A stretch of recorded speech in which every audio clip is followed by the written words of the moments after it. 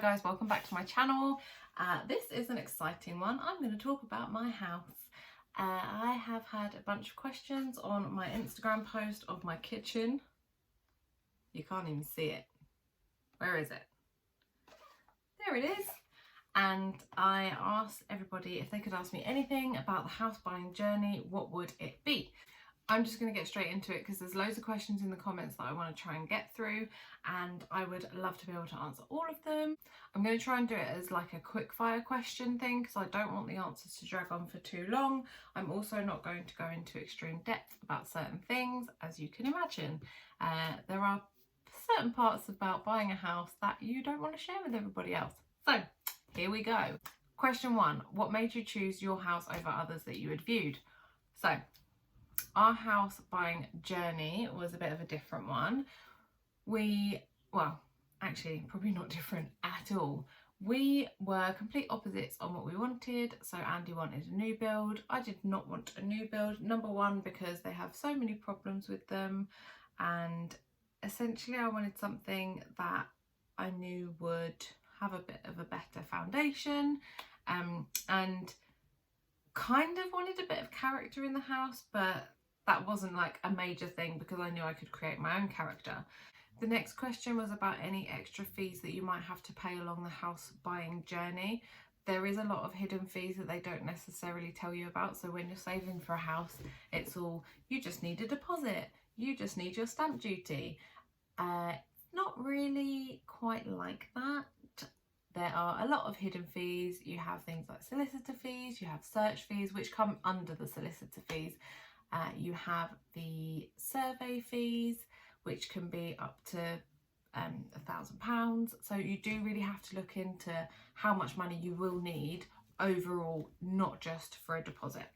How did you decide that the house you bought was the house for you? So as I said before, we walked in and I completely fell in love with it, but there were factors that we considered before buying a house that we knew that we wanted. So we wanted definitely a garden, we definitely wanted 3 bedrooms. It didn't matter if one of the bedrooms was slightly smaller, but we definitely didn't want to go for a 2-bed or a 1-bed. And I definitely wanted something that was spacious, a little bit more open plan, and kind of to our taste in terms of decor. I think any project that we saw that would have been too big would have put us off. So it definitely had to give us that feeling when we walked through the door. The next question is about what to look out for when buying a house. I'm going to change this question slightly and I'm going to tell you what I didn't look out for when buying a house. One of the biggest things was the rubbish day. So the area that we moved to has a very strange system for their bins. There are none. So you just put your bin bags out on the street, which I hate. Now, had we have viewed our house on a day where the bins would have been taken out, or the next day, it wouldn't have put me off, as in I'm not going to buy the house, but I certainly would have looked at the area slightly differently. When you come here after bin day, it can be a complete mess because people put their bins out the night before, and obviously the foxes get to them. So it's just little things like that where you don't necessarily think about it. Also take a drive around the area, especially if you're moving to an area that you don't know. We didn't know this area. I knew it because I used to work here, but I didn't know it. So maybe speak to a couple of people. A bit of advice is don't join the Facebook page because you'll just hear endless amounts of bad things about areas, which is really off-putting.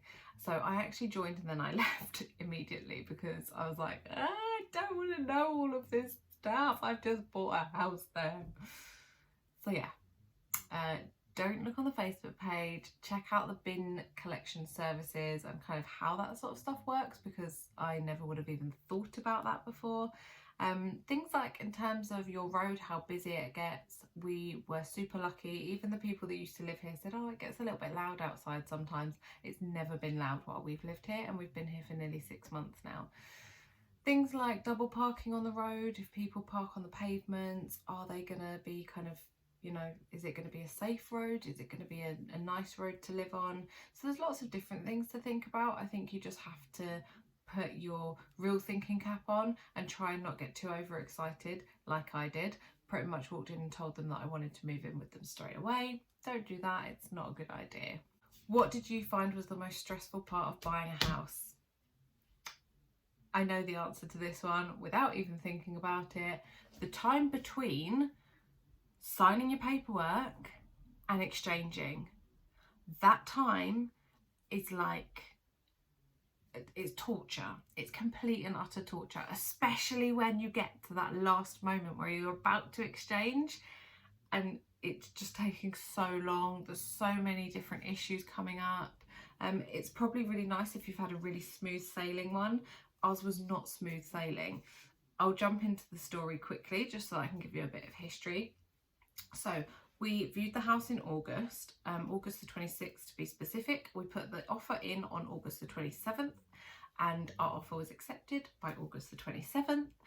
There was a couple of back and forth, so there was things that I wanted thrown in for a little bit of they wanted a little bit more money, and I said, okay, well, if you want more money, I want you to leave this and I want you to leave that. I didn't realise quite how much you could kind of barter with them to keep some of their stuff, which is really strange. Then I think it was about a week later, we had received like draft copies of everything, and I was like, wow, we're going to be in within like the next month. No, don't get excited unless, like I said, you've got a really smooth sailing transition and there's no chain. Fantastic, you'll probably have, it'll be like a walk in the park. Ours was not a walk in the park. So we signed all of our paperwork, sent it all back, and then you kind of just sit around for like a month waiting for nothing to happen. It took us until January to move into our house. And the period between having everything complete, so you've all done your paperwork, you've had all your searches done on your property, you've had all of the surveys done that you wanted to have done, everyone else has had their surveys done, and you're just kind of waiting for little bits to trickle in. So you have to keep on top of your solicitor the whole time. We thought we might be in by Christmas, and then the tenants or the owners of the last property, so the ones at the top of the chain, were being super difficult. So everything was like, they were passing things back and forth. They were really dragging it out as much as they could.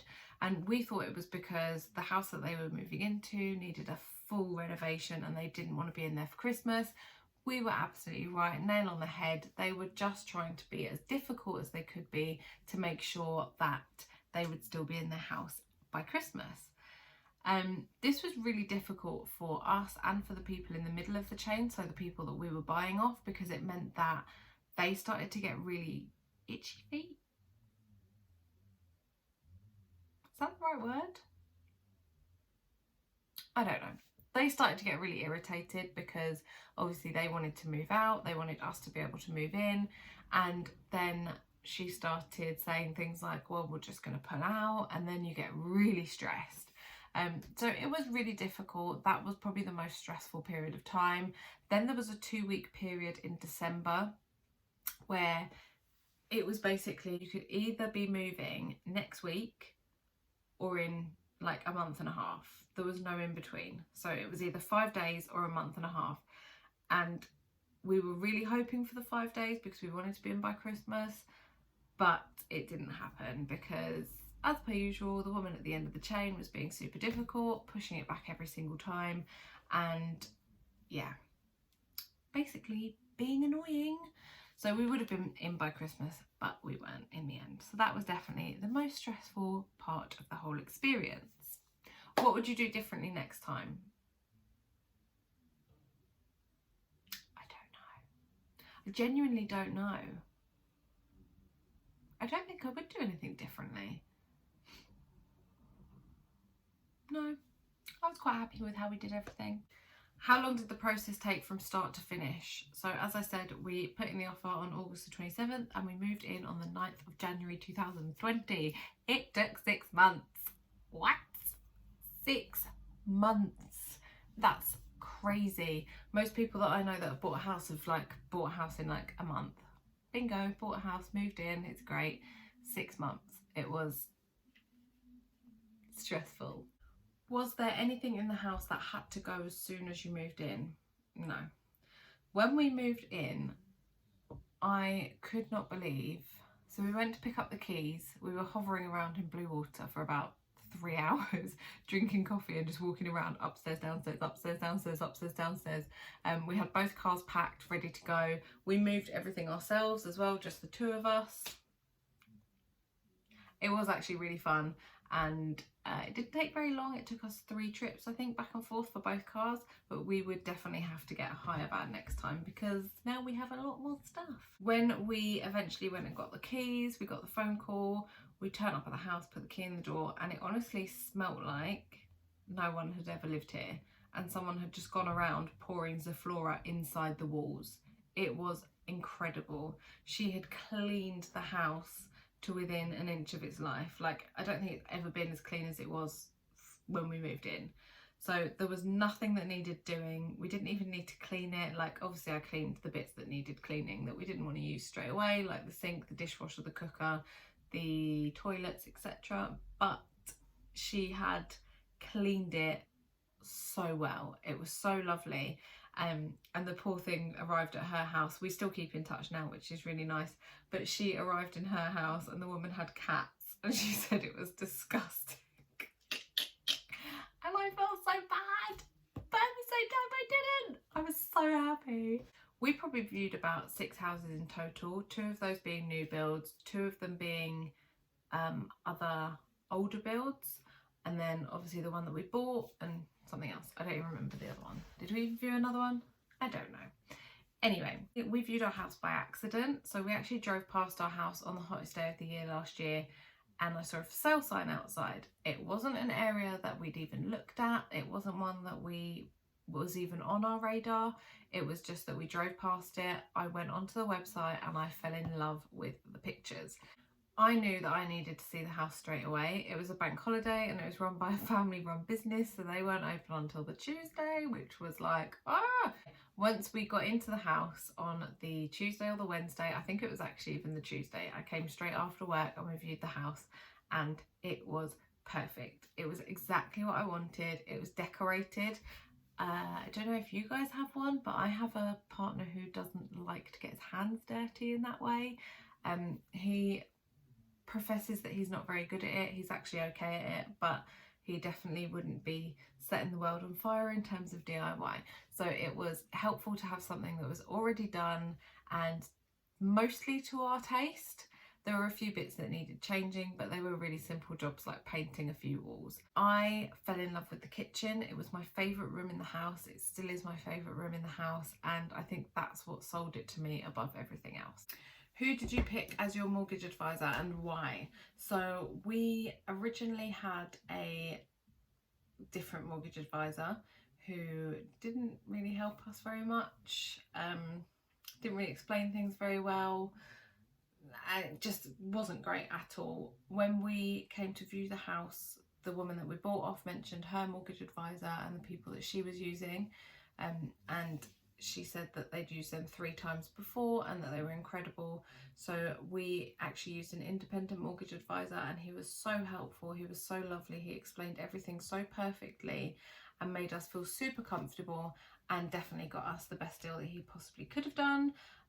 He also sent us a card afterwards when we moved in, so did the estate agent, and then we also got £50 for referring somebody else. So win-win. What made you pick the area that you moved to?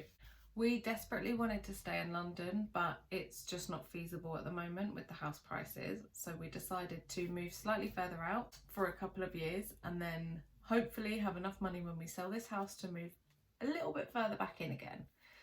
So it's not the ideal area. It's not where I'd love to live, but it's definitely not the worst place in the world and I love my house. So if I could pick up my house and move it back further into London, I would, but I can't because that's impossible and silly. Did you put down a 10% deposit? No, we didn't. We put down a 5% deposit. I'm not sure if everybody can do that, but it's definitely worth talking to your mortgage advisor to see if it's something that is feasible for you to do. Did you buy your house to invest your money or to enjoy your house? Every house is an investment, I think, so partially to invest our money, but definitely because we wanted to live in a house.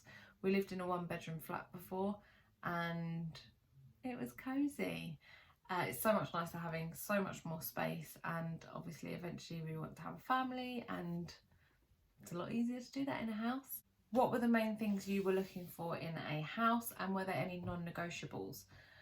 When we started looking for a house, probably a year and a half, 2 years ago, or longer than that now, 2 years ago, Andy really wanted a new build, as I said before, and he was a little bit stubborn with that. I was a little bit stubborn with the fact that I didn't want one. So the non-negotiables were definitely that they were already decorated to a particular standard. We did want it to be kind of ready to go, you know, enough to be able to walk in and put your own little touches on it, but we didn't need to do any major renovations. I definitely wanted a really nice kitchen, I knew that. But when we started looking at houses, we started looking at new builds, and a lot of the new builds were quite small, they're quite boxy, they don't really have a lot of space. The garden has people kind of looking over into your garden, and that was something that I really didn't want. So a nice garden was definitely a non-negotiable. A nice kitchen. Any things you didn't know to look out for before buying a house? Yes. So things like, is your house in a flood risk area? That increases your insurance, and you have to have building insurance when buying a house, obviously. Is there a local parish? Because if there is, you are partially responsible for that parish. Didn't know that, did you? So yeah, when they do your searches, they look around your area, see what kind of things are in the area. We have a huge church up the road, so automatically everybody in the area is responsible for that parish. The best thing to do is take out parish insurance. I think that's what it's called. So if any works need doing, like if the church needs a new roof or anything like that, they take this from the local residents. Yay! But luckily you can get an insurance for that, so that covers all of that, so you don't need to worry. Things like manholes. Do you have any manholes under the flooring in the house? That's really important to know. The solicitor will give you a list from your seller to let you know what they're keeping and what they're leaving behind. This list is hilarious. So things like the toilet roll holder, the shower curtain, we don't have one of those, but it's on the list. The radiators, the light bulbs, everything is taken into consideration, and apparently some people take stuff like that. They took their light bulbs, but they replaced them with normal ones because they had really expensive light bulbs, so I couldn't obviously ask them to leave them. So but they did replace them before they left. I've heard stories where people actually take them with them. That's nice of them, isn't it? But I suppose at the same time you did pay for them, so they kind of are yours. Once you get your offer approved or accepted, does that mean that the house is yours? No.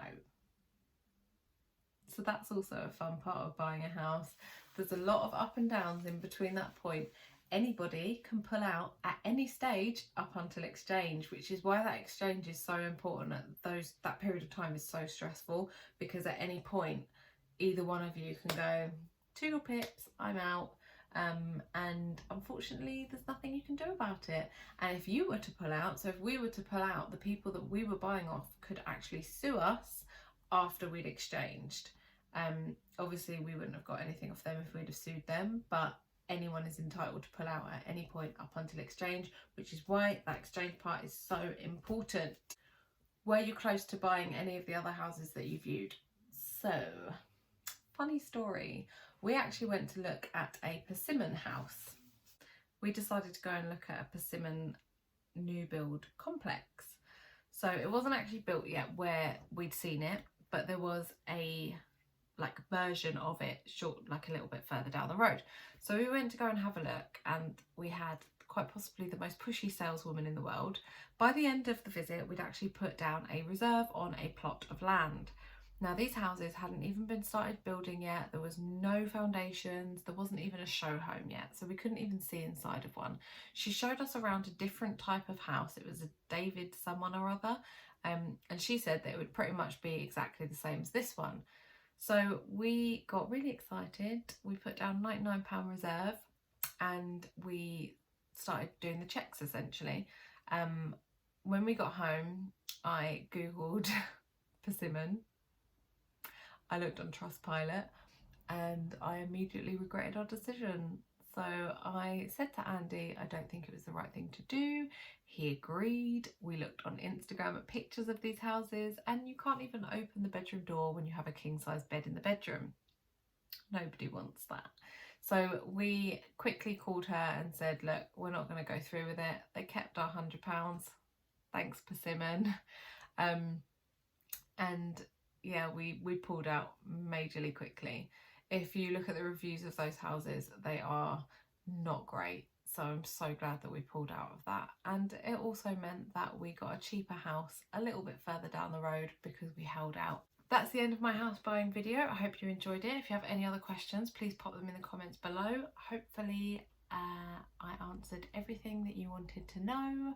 Thank you so much for watching. If you enjoyed the video, please be sure to give it a big thumbs up. Please subscribe if you want to see more from me, and if you can think of any videos that you'd like to see me do, pop them in the comments below and I'll get onto them straight away.